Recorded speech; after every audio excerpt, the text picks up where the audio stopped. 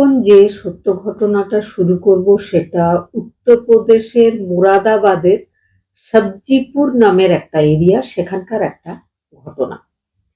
সবজিপুরে দুটো ফ্যামিলি থাকতো। প্রথম যে ফ্যামিলিটা সেটা হচ্ছে মোহাম্মদ হানিফ নামের এক ভদ্রলোকের ফ্যামিলি। তার ফ্যামিলিতে ছিল দুই ছেলে দুই মেয়ে। তাদের মধ্যে যে সব থেকে ছোট ছেলে, তাকেই নিয়ে আজকের এই ঘটনা। সেই ছেলের নাম মোহাম্মদ আরমান। বর্তমানে তার বয়স 24 বছর।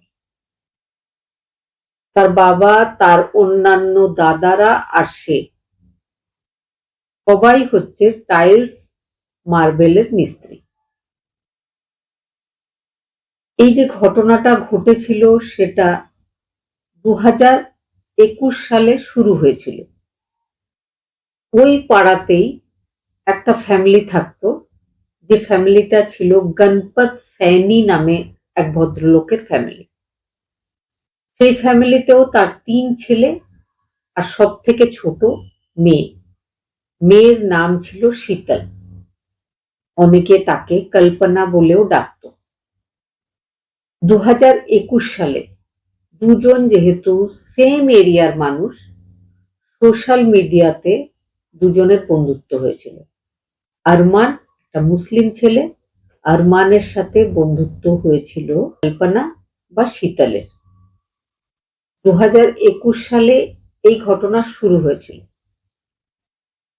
শীতল আর আরমান দুজনের মধ্যে যে ঘনিষ্ঠতা শুরু হয়েছিল সেটা গ্রামের কিছু লোকজন দেখেছিল। তারা মেয়েটার বাড়িতে এসে জানিয়েছিল। তারপরে মেয়েটার বাবা পঞ্চায়েত ডেকেছিল যে ভিন্ন ধর্মের একটা ছেলে তার মেয়ের সাথে কেন এই ধরনের একটা সম্পর্ক তৈরি করবে, ছেলেটাকে যাতে ওই গ্রামে আর থাকতে না দেওয়া হয়। পঞ্চায়েত আলোচনা করার পর ঠিক করেছিল যে সত্যি সত্যি আরমান যেন ওই গ্রামে আর না থাকে, কারণ আরমান ভিন্ন ধর্মী একটা মেয়ের সাথে প্রেমের সম্পর্ক তৈরি করেছে, তাকে বাইকে নিয়ে বিভিন্ন জায়গায় ঘোরাঘুরিও করছে। 2021 সালে আরমান চলে গেছিল দুবাই। তারপর থেকে সে ওখানেই ছিল, ওখানেই কাজকর্ম করছিল, ওখানেই বেশ ভালো রোজগার করছিল, রোজগারের টাকা বাড়িতে পাঠিয়ে দিচ্ছিল। তারপরে 2025 সালের 4 বছর দুবাইতে কাজ করার পর বড় অঙ্কের টাকা নিয়ে দুবাই থেকে ইন্ডিয়া ফিরে এসেছিল আরমান। আরমান নিজের বাড়িতে জানিয়েছিল যে সে আর দুবাই যাবে না। সে যে টাকা রোজগার করে এনেছে তার থেকেই একটা ছোটখাটো কোনো ব্যবসা করবে। তবে তার আগেই সে মুরাদাবাদের একটা বেসরকারি কোম্পানিতে কাজ শুরুও করে দিয়েছিল। 2025 সালের ডিসেম্বর থেকে সে মুরাদাবাদেই আবার থাকতে শুরু করেছিল।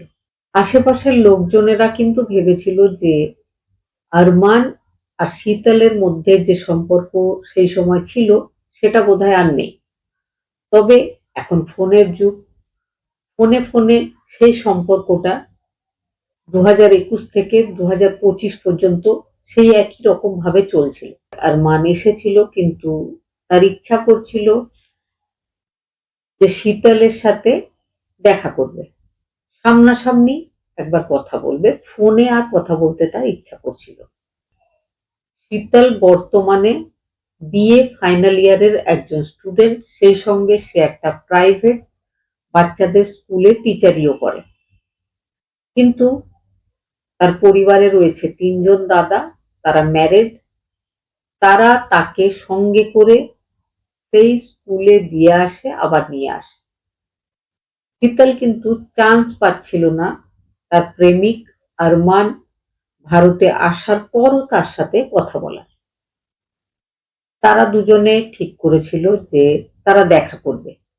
দেখা করার জন্য ডেটটা ঠিক হয়েছিল 18 জানুয়ারি 2026। 18 তারিখে আরমান বাড়ি থেকে বেরিয়েছিল রাত্রেবেলায় 8টার সময়। কথা ছিল যে শীতলের বাড়ির সবাই যখন ঘুমিয়ে পড়বে তখন শীতলের বাড়িতে গিয়ে দেখা করবে আরমান। এদিকে আরমান নিজের বাড়িতে খাওয়া দাওয়া সেরে বাড়িতে বলেছিল, আমাকে একটা বন্ধুর বাড়ি যেতে হবে, তার সাথে দেখা করব, আমি কিন্তু গভীর রাতে চলে আসব, এসে ঘুমিয়ে পড়বো, বাড়ির দরজাটা মানে মেইন গেটটা খুলে রেখো। আরমানের বাড়ির লোকজন সেটাই করেছিল, দরজা খুলে রেখে তারা ঘুমিয়ে পড়েছিল। কিন্তু তারা যখন সকালে উঠেছিল তারা দেখে আরমান বাড়িতে নেই, আরমান ফিরে আসেনি। তাহলে সারা রাত আরমান কোথায় থাকলো, সে কোথায় গেল? এদিকে পাড়া প্রতিবেশীরা দেখেছিল যে আরমানকে তো খুঁজে পাওয়া যাচ্ছে না। আরমানের বাবা আর আরমানের দাদারা চলে গেছিল পুলিশ স্টেশনে। পুলিশ স্টেশনে গিয়ে আরমানের একটা মিসিং কমপ্লেন করেছিল। এদিকে আশেপাশের কিছু প্রতিবেশী তারা দেখছিল যে শীতলকে দেখা যাচ্ছে না। শীতলের বাড়িতে রাত্রেবেলায় 18 তারিখ, 18 জানুয়ারি 2026 খুব চিৎকার চেঁচামেচি হয়েছিল, প্রতিবেশীরা শুনেছিল। এবার প্রতিবেশীরা দেখছে যে আরমান বাড়ি থেকে উধাও, এদিকে শীতলও বাড়ি থেকে উধাও। তাহলে তারা দুজনে আবার একসাথে কোথাও সংসার শুরু করার জন্য হয়তো পালিয়ে গেছে। কিন্তু শীতলের বাড়ির লোকজনেরা কোনো মিসিং কমপ্লেন তখনো পর্যন্ত পুলিশ স্টেশনে গিয়ে করেনি।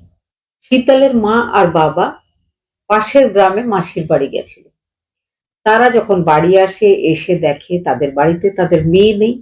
আশেপাশের লোকজনেরা বলছে যে তাদের মেয়ে আরমানের সাথে পালিয়ে গেছে।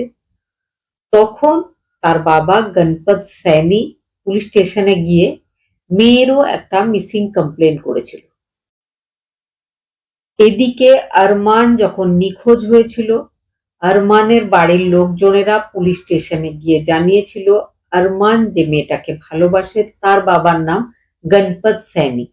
16 বছর আগে গণপত সৈনী গ্রামের একজনকে খুন করার জন্য একটা বেআইনি পিস্তল দিয়ে তাকে গুলি করেছিল। তবে সেই ভদ্রলোক মারা যায়নি, লাকিলি বেঁচে গেছিল। তাও কিন্তু গণপতকে অ্যাটেম্প্ট টু মার্ডার কেসে 7 বছরের সাজা কাটাতে হয়েছিল জেলেই। সেই জন্য আরমানের বাবা মোহাম্মদ হানিফ মনে করছিল তার ছেলের সাথে কোনো না কোনো ঘটনা অবশ্যই ওই গণপত সৈনী ঘটিয়ে থাকবে। গণপত সৈনীকে পুলিশ অ্যারেস্ট করেছিল, জিজ্ঞাসাবাদ করেছিল। তার স্ত্রী হরদোই দেবীকেও জিজ্ঞাসাবাদ করেছিল। পুলিশ টিম দুজনকে জিজ্ঞাসাবাদ করার পর তাদের মনে হয়েছিল যে এই বিষয়ে গণপত সৈনী বা তার স্ত্রী হরদোই সৈনী কিচ্ছু জানে না। এবার পুলিশ টিম অ্যারেস্ট করে গণপতের 3 জন ছেলেকে, রাজারাম, রিঙ্কু আর সতীশ। তাদেরকে যখন জিজ্ঞাসাবাদ করা হয় তো ধীরে ধীরে তারা যে ব্যাপারটা বলেছিল সেটা শোনার পরে সবাই অবাক হয়েছিল। বিশেষ করে গণপত সৈনী ভীষণ রেগে গেছিল নিজের ছেলেদের ওপর। তারা যে ঘটনাটা পুলিশের জিজ্ঞাসাবাদে জানিয়েছিল সেটা হচ্ছে যে 18 জানুয়ারি 2026 রাত্রেবেলায় 12টার সময় তারা তাদের বোনকে দেখেছিল নিজেদের বাড়ির গেটে দাঁড়িয়ে প্রতিবেশী মোহাম্মদ আরমানের সাথে কথা বলতে। অন্ধকারে দাঁড়িয়ে বোনকে একটা প্রতিবেশী যুবকের সাথে কথা বলতে দেখেছিল তার বৌদি। বৌদি ননদকে কিচ্ছু না বলে নিজের হাজবেন্ড রাজারামকে জাগিয়ে দিয়েছিল। রাজারাম নিজের আরো একটা ভাই সতীশকে ডেকেছিল। সতীশ আর রাজারাম তারা দুজনে মিলে বেঁধে রেখেছিল আরমানকে। এদিকে সতীশ আর রাজারামের আরো একজন ভাই যার নাম রিঙ্কু, সে বাড়িতে থাকতো না, নিজের শ্বশুর বাড়িতে থাকতো। তার শ্বশুর বাড়ি ছিল সবজিপুর থেকে 20 কিলোমিটার দূরে। তাকে ফোন কলে ডাকা হয়েছিল।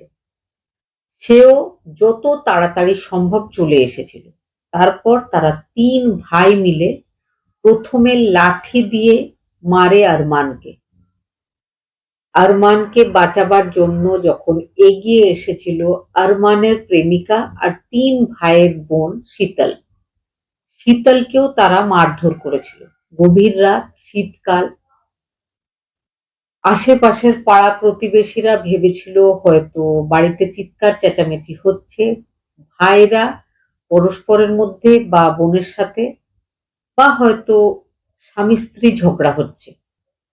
সবাই মিলে প্রচুর মারধর করেছিল আরমানকে, প্রথমে লাঠি দিয়ে, তারপরে কোদাল দিয়ে। আরমানকে বাঁচাবার জন্য তাকে জড়িয়ে ধরে শীতল, সে বলে, যদি আরমানকে মেরে ফেলছো তাহলে আমারও বেঁচে থাকার ইচ্ছা নেই। সে কিন্তু আরমানকে বাঁচানোর চেষ্টা করেছিল, আর সে যখন বুঝেছিল যে আরমান হয়তো আর বাঁচবে না, তার দাদারা তাকে ছাড়বে না, সে কিন্তু আরমানকে ছেড়ে চলে যায়নি। তো ছোট বোন শীতল মারা যায়, সঙ্গে মারা যায় তার প্রেমিক আরমান। এবার 3 দাদা ভাবছিল যে বডি দুটোকে কি করা হবে। 2খানা বস্তা বের করে, 3জন মিলে রাতারাতি বস্তাতে বডি দুটোকে বেঁধে নিয়ে বাইকে করে সোজা চলে যায় নিম করোলি বাবার একটা আশ্রম রয়েছে সবজিপুরের পাশের গ্রামে। সেখানে তারা চলে গেছিল। সেখানে একটা নদীর পাশে নির্জন একটা এরিয়া, সেখানে গর্ত খুঁড়ে দুজনকে একসাথে পুঁতে রেখেছিল। পুলিশ সমস্ত ব্যাপারটা জানার পর এই বডি দুটোকে মাটির তলা থেকে বের করে তাদের ফ্যামিলিকে দিয়েছিল। তবে মেয়েটার যে ফ্যামিলি, তারা মেয়েটার বডি নিতে রাজি হয়নি। পাড়ার লোকজনেরা অন্তিম সৎকার করেছিল। আরমানের বাড়ির লোকজনরা আরমানকে কবর দেওয়ার ব্যবস্থা করেছিল। এইভাবে শেষ হয়ে গেছিল শীতল আর আরমানের প্রেমের ঘটনা।